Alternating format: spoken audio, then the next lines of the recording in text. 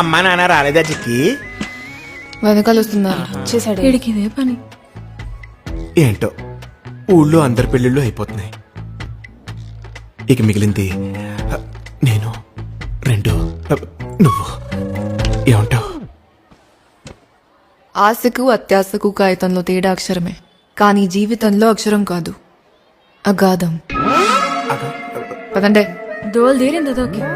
ఇప్పుడు ఏమందన్నా?